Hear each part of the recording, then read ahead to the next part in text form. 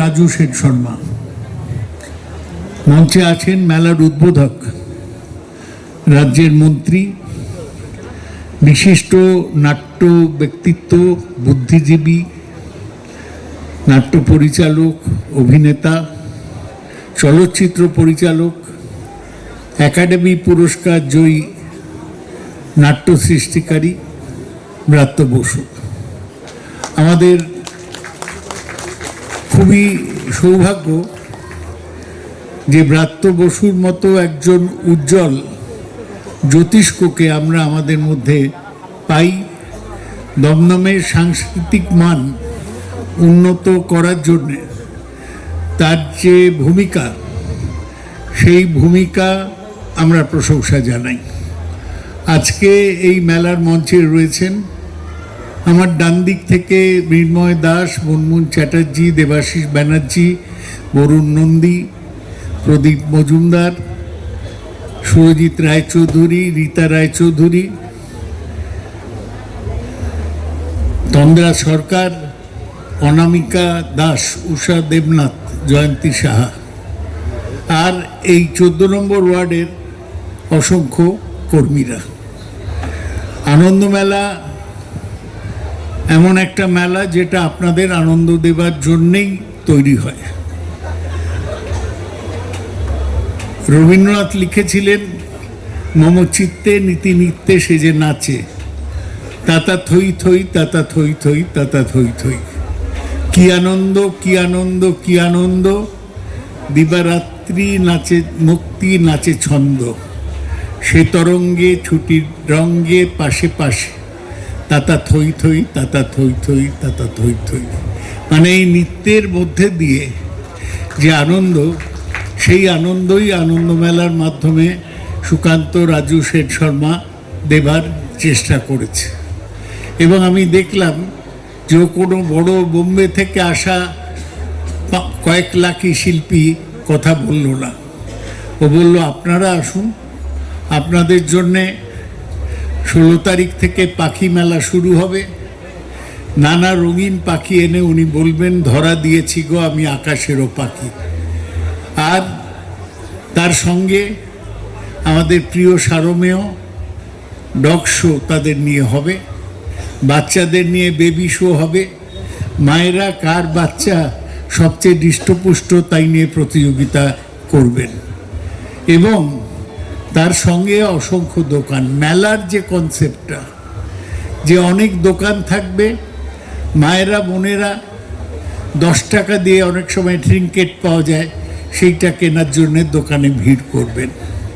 মেয়েদের পক্ষে স্বামীর পয়সা খরচ করার আনন্দ বেশি কিছু নেই, সুতরাং সেই আনন্দ দেবার জন্যই এত দোকান করা হয়েছে। আজকে এই আনন্দ মেলায় স্বামী বিবেকানন্দর কথা আমরা শ্রদ্ধার সঙ্গে স্মরণ করি। 1863 সালে তার জন্ম, 1902 সালে 39 বছর বয়সে তার মৃত্যু। সেই একটা মানুষ যিনি প্রাচ্য এবং পাশ্চাত্যকে নাড়িয়ে দিয়েছিলেন, যিনি আমেরিকার শিকাগো শহরে গিয়ে ধর্ম সম্মেলনে বক্তৃতা দিয়েছিলেন, brothers and sisters of America, I come here as a representative of the Hindu monk, as a Hindu সন্ন্যাসী, to carry out the orders of my Guru, Ramakrishna Paramahamsa. সেই স্বামী বিবেকানন্দর ছবিতে মাল্যদান করে আমরা এই অনুষ্ঠান শুরু করেছি। এবং বাঙালির নিজস্বতা আজকে প্রশ্নের মধ্যে পড়েছে। আজকেও কাগজে দেখছি এক পাতা খবর, উড়িষ্যায় কয়েকজন বাঙালিকে বাংলা ভাষা বলার জন্যে তিরস্কার করা হয়েছে, নিগৃহীত করা হয়েছে।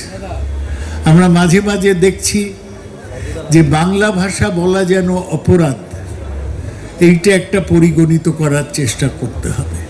আনন্দ মেলার এই আনন্দর মধ্যেও আমাদের তীব্র প্রতিবাদ করতে হবে। এই বাংলা ভাষাই আমাদের গর্ব, মোদের গরব, মোদের আশা, আমরি বাংলা ভাষা। কি জাদু বাংলা গানে, গান গেয়ে ডান মাগি টানে, গে গান নাচে বাউল, গান গেয়ে ধান কাটে চাষা। এই ভাষাতেই নিতাই গোরা আনলো প্রেমে ভক্তিধারা। আছে কই এমন ভাষা, এমন দুঃখ ক্লান্তি নাশা। বাজিয়ে রবি মানে রবীন্দ্রনাথ, তোমার বিনে আনলো মালা জগৎ চিনে। তোমার চরণ তীর্থে মাগো জগৎ করে চাতা যাওয়া আসা। সেই বাংলা ভাষাকে ছোট করবে, এটা আপনারা সহ্য করবেন না। হিন্দি গানটার সবাই নিশ্চয়ই শোনে, কিন্তু বাংলা গান যদি আমরা না শুনি তাহলে কে শুনবে? এই এখন যখন আমরা আনন্দ মেলা করছি, তখন সবচেয়ে আনন্দ দিয়েছিলেন যে সলিল চৌধুরী, তার শতবার্ষিকী চলছে। আমি কালকেই শুনছিলাম তার মধুমতির গান সুহানা সফর আউরে মৌসুম হাসি। কিন্তু সেই সলিল চৌধুরী লিখেছেন যারে উড়ে যা পাখিকে নিয়ে।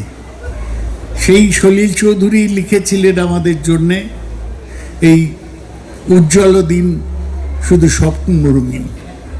সুতরাং আজকে তাকেও আমরা স্মরণ করছি। বাঙালির অনেক কিছু আছে যা নিয়ে আমরা গর্বিত বোধ করি। ব্রাত্য বসুর মতো মানুষ আছেন যিনি প্রথম নাট্যকার হিসেবে সাহিত্য একাডেমি পুরস্কার পেয়েছেন।